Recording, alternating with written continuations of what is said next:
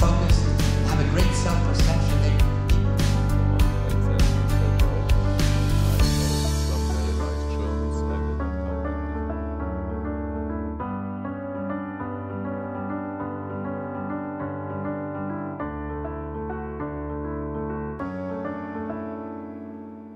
One of the things you are most famous is the Stanford Prison Experiment. Mm-hmm. And after decades you have been coming back to this experiment and wrote this important book, The Lucifer Effect. Right. What was the reason to address again this topic?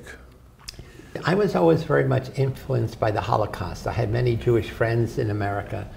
One of my classmates at James Monroe High School in the South Bronx was Stanley Milgram, who did the famous obedience study. We were in the same class, 1949, 1950.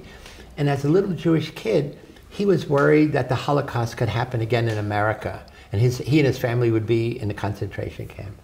And everybody said, "No, Stanley, we're not that kind of people."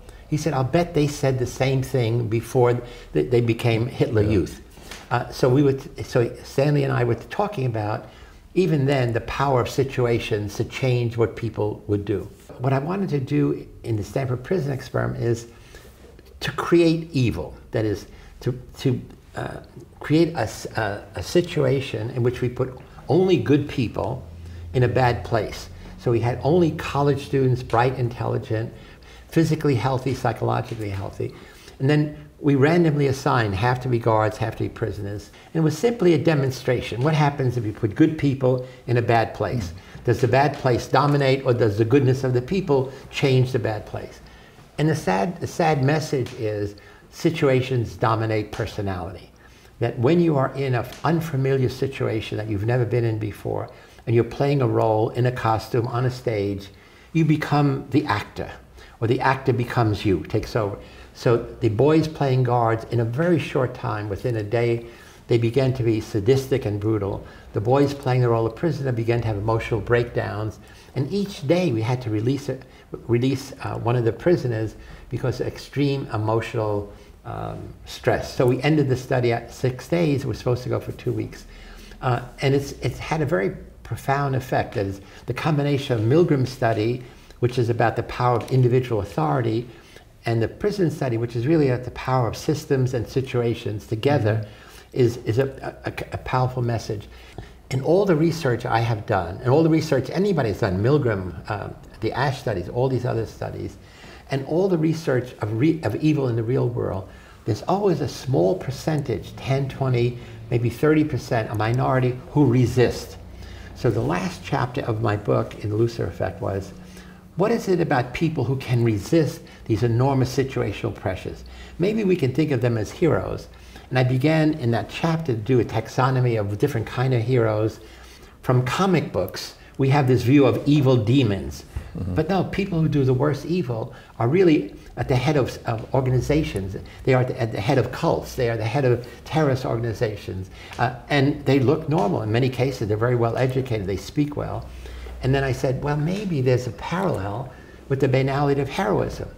You see, the original view of heroism was heroes do not walk on mortal soil. Heroes are special. And we have examples from the Greek times of Agamemnon, Achilles. It was always male warrior killers. And I say, wait, that's a wrong model. If we look at the banality of heroism, it means most heroes are ordinary people. That they look just like you and me. They don't have Superman shirts. They don't do dramatic things.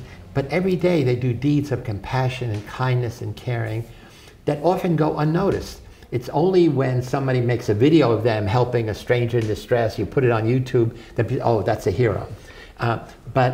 So I began to say, maybe we should rethink heroism as really an ordinary capacity that we all have, that people have to learn how to express it. And then I started, 6 or 7 years ago in San Francisco, a nonprofit foundation called the Heroic Imagination Project, or HIP. And our goal is to teach and inspire young people how to be everyday heroes. How every day to be a hero, we call it hero in training.